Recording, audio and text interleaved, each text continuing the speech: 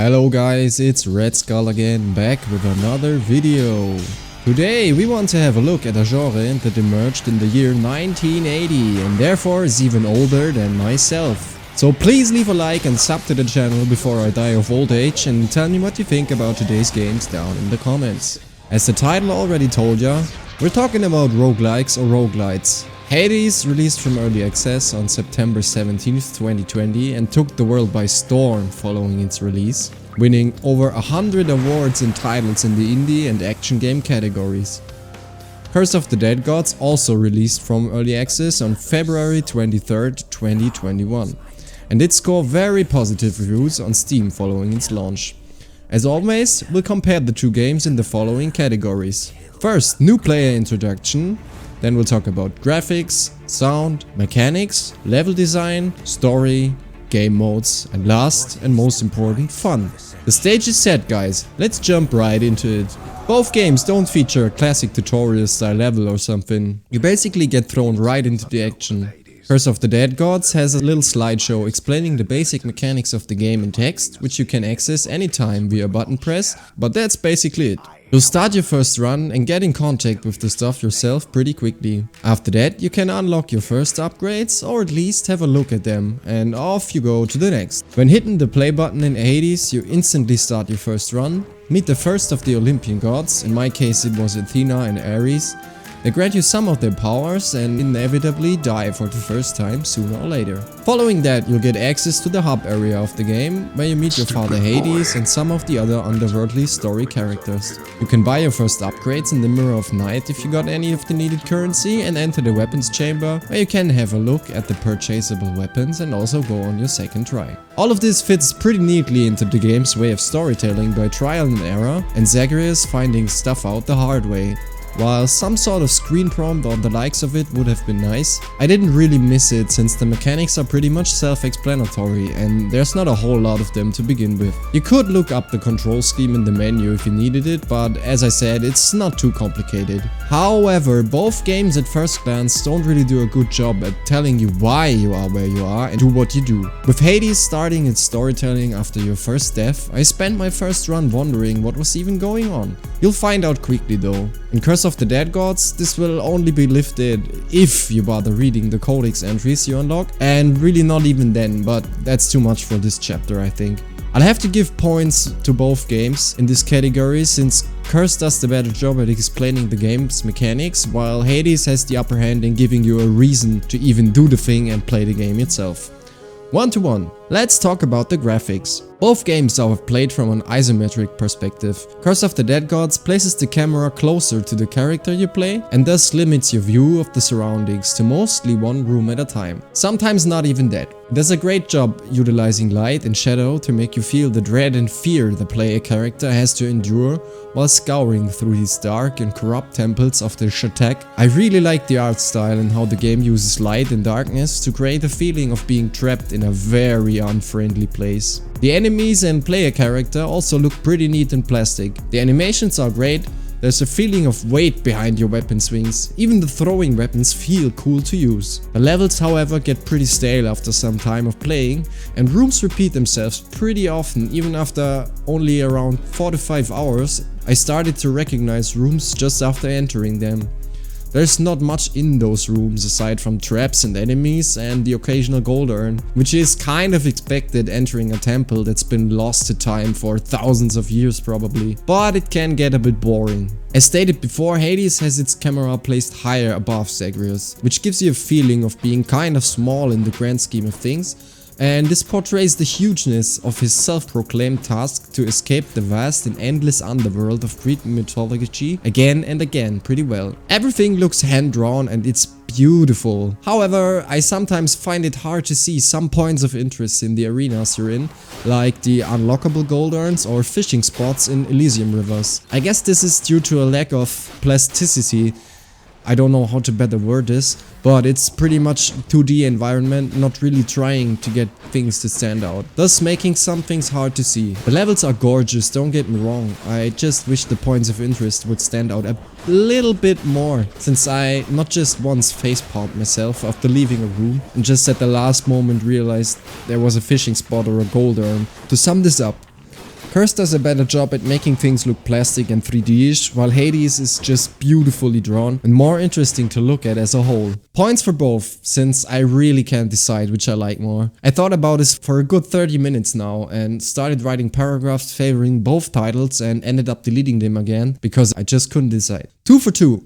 Let's get into the sounds. Hades features a bombastic soundtrack boasting 30 exclusive tracks with and without lyrics, fast and slow. Depending on the situation, you'll have electric guitar riffs blasting to the sound of your enemies falling, or a sad ballad sung by one of the characters depicting his own personal tragedy. The music never feels out of place or annoying and really pumps you up for the fast-paced action you're about to experience. Combined, you have 2.5 hours of all-out great music. All dialogue in the game is completely voiced, and the actors did a really good job portraying the personalities of the characters they impersonate. From the cunning and calculated Ares to the jovial but arrogant Zeus. The characters, in my opinion, are portrayed as well as you can without giving them any mimic or animation. Curse of the Dead Gods soundtrack consists of 15 tracks, all fitting the Aztec and or Mayan theme of the game pretty well, with a lot of tribal sounding drums, whistles and flutes. The duration spanning 52 minutes of playtime is a lot shorter than Hades, and many of the tracks sound very similar to each other due to the used instruments and overall speed, so it gets a little bit repetitive. The ambient sounds in here once again do a great job at portraying the dark, forgotten, blood god-ridden temples you'll venture through in your time playing the game. You hear whispers and creepy little sound effects everywhere when not fighting, and really get a sense of dread and fear which the main character inevitably has to suffer being trapped in here for probably forever, slowly going insane and more corrupted himself. However, there's not a single voice line in the entire game. The only sound your character makes are grunts and moans when getting hit or heavy breathing after dodging too much. Enemy sound effects consist of high-pitched screams and not much more. Even the more human-looking bosses don't do more than scream at you in their crazed abnormality. Overall, I'll have to give this point to Hades just for the sheer amount of love and thought it was put into the sound design of the game.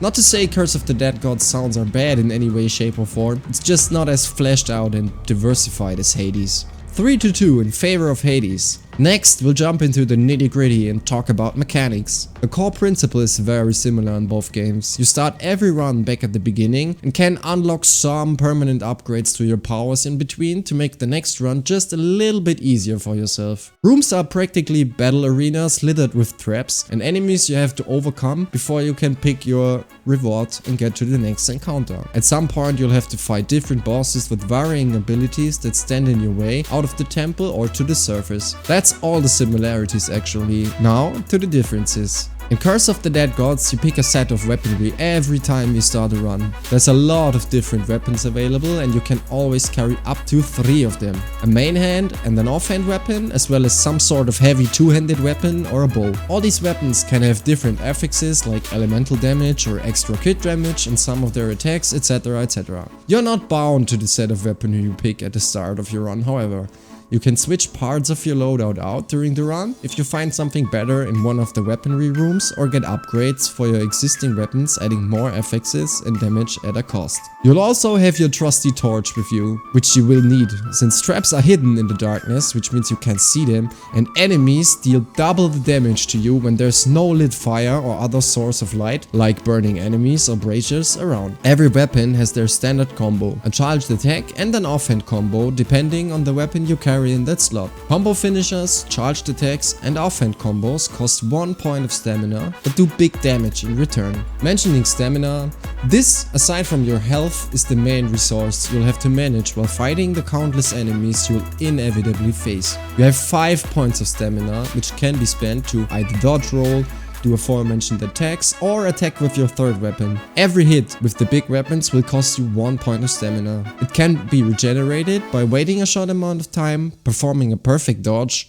or by parrying your enemy's attacks. The combat feels very Souls-like to me. You'll dodge attacks, once you figured out the timing, parry them and wait for your turn to unleash on your enemies. Regenerate stamina while dodging and positioning correctly, and then repeat until everything is dead. After clearing a room, you collect your reward and then be taken to the map screen where you can choose the next room you'll enter from 3 different options. You can pick between 3 rewards at the end of every chamber aside from the healing, boss and gold rooms, but these always have either a blood or a gold price, so you don't get anything for free. Relics can be used to give you additional damage scaling or healing, passively reduce your corruption or gain more stamina, while attributes define how much damage you do, how much HP you have, and how much gold you're able to find on your adventures. So what's this blood or corruption I'm talking about here, you might ask?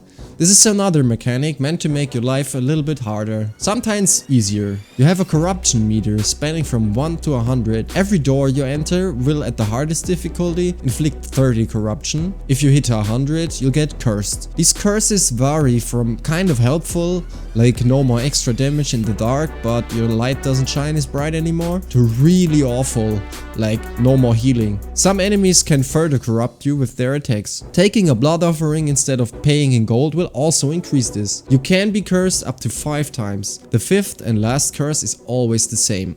It drains your health down to 1 over time. All this means that every run has to be carefully executed and sometimes can be pretty much doomed right from the start if you get hit by some big corrupting spell or don't find any good relics or weapons on your way. Being lucky with relics can help you a lot though. To ease things up a little bit, there are some upgrades you can purchase using either skulls or jade coins between runs. These can be acquired by slaying the temple's bosses. You can pick up to 3 blessings for every run. These can, for example, increase your stamina generation, give you more gold, make your attacks do fire damage, AoE stun enemies when parrying, or increase your greed kill timer. Nearly no flat health or damage increases are available here. You can also unlock different weapon options which then have a chance to be displayed on the up to 4 unlockable altars before you start your exploration. No guarantees here though. To further increase your chances of success, you can upgrade the altars so that they have a higher chance, of giving you good starting weapons and unlock divine favors, which let you reroll some of the offerings you get during your runs. That's pretty much it mechanics wise. Manage your health,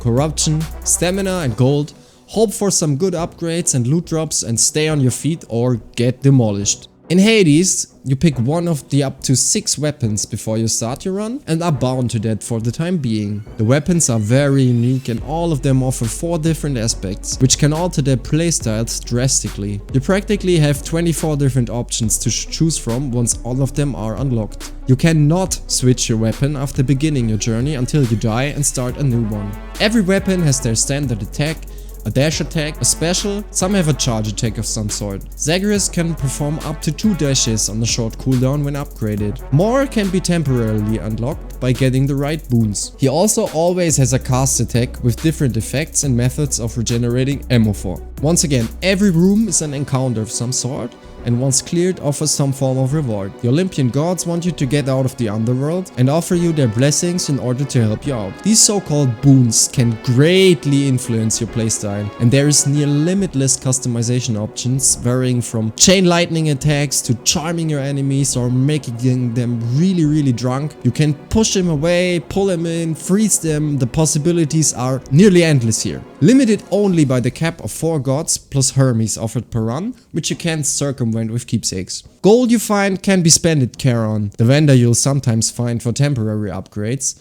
extra boons and bonus health or healing. It's lost if you die just as before. For permanent upgrades you'll need a currency called darkness, which can be spent in the Mirror of Night. These upgrades can greatly increase your chances of success. There's Death Defiance, basically up to 3 bonus lives, a second dash, max health increase, extra damage when striking enemies from behind, better chances for rarer boons, etc, etc. They're plentiful and really worth the investment.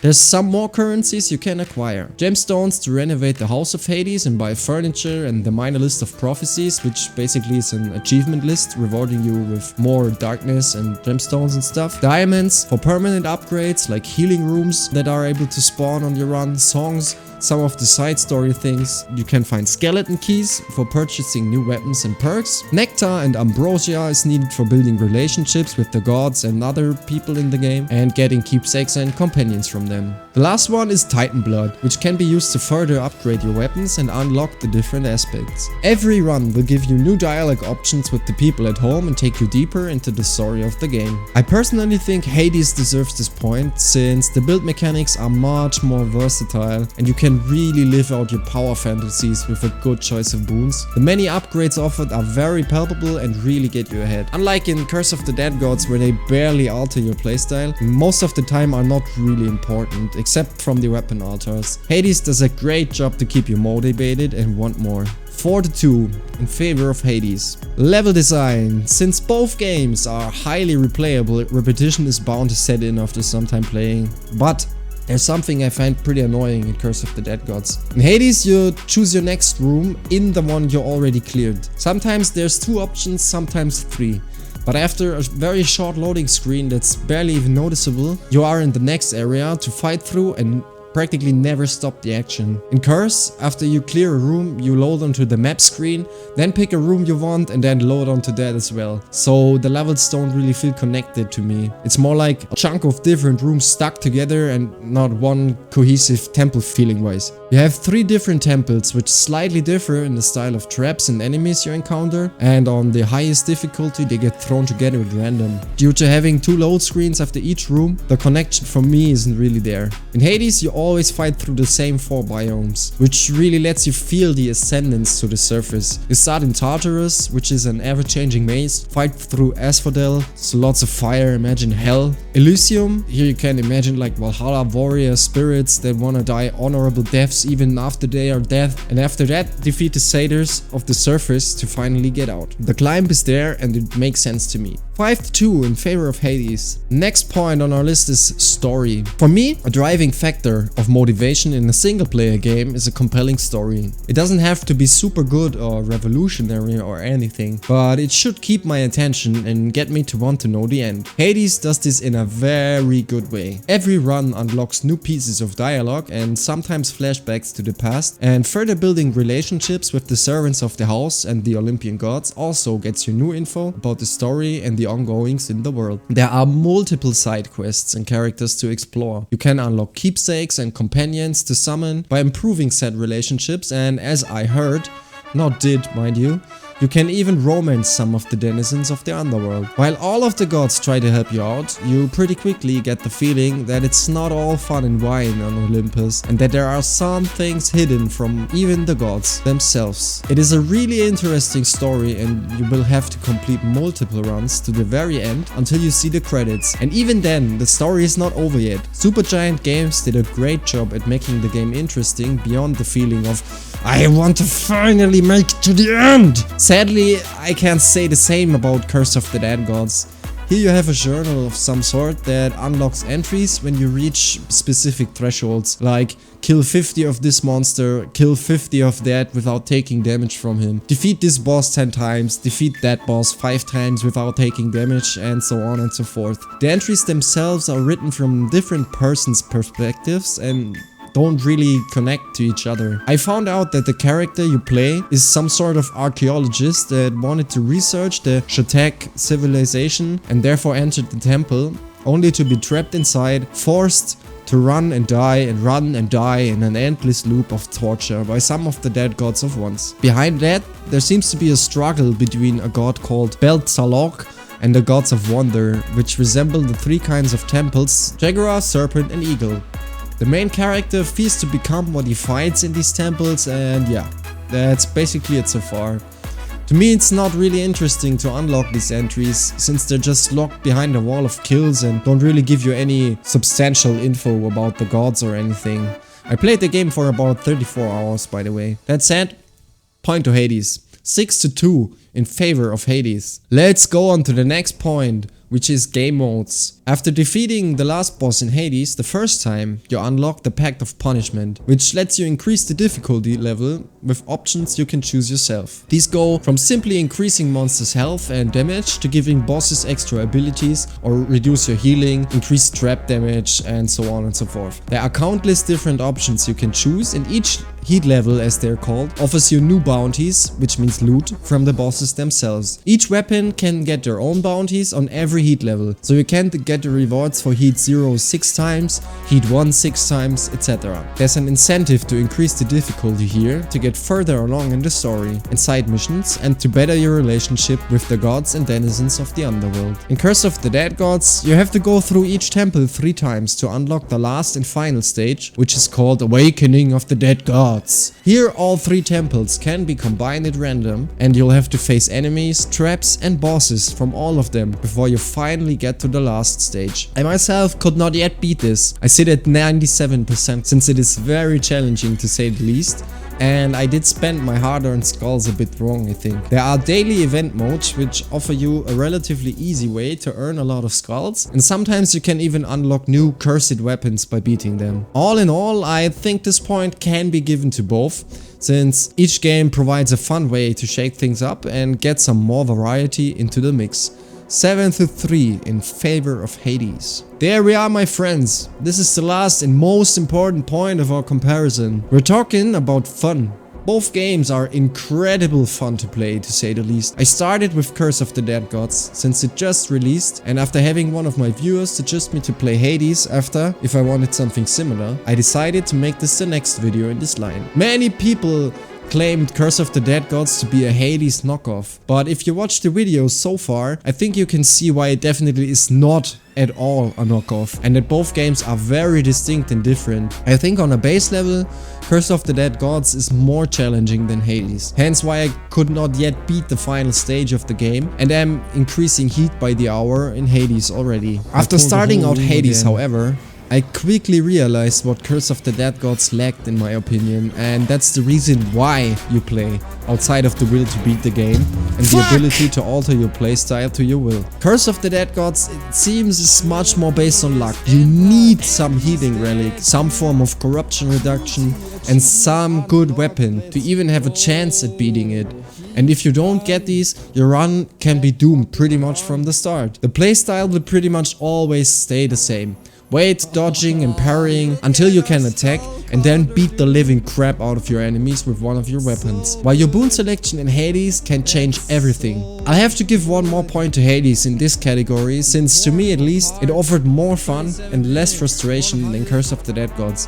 I really like both of the titles, and I will continue to push this final stage and hopefully someday be able to finally beat it. Our final result, therefore, is 8-3 in favor of Hades. It is way more lopsided than even I thought it would come out. I really incline you to try both of the games if you like this type of gameplay. They are both very good games, and Hades definitely earned all the awards and prizes it was awarded with. I hope you enjoyed this video and could understand the points I'm making, and maybe I was able to help you decide which of the games to buy and play next. Just tell me down in the comments below what your opinion on this matter is.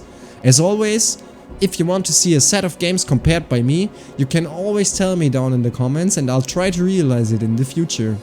Please consider to subscribe to the channel and don't forget to like this video. I also stream here on YouTube every Monday, Wednesday and Friday from 3 PM.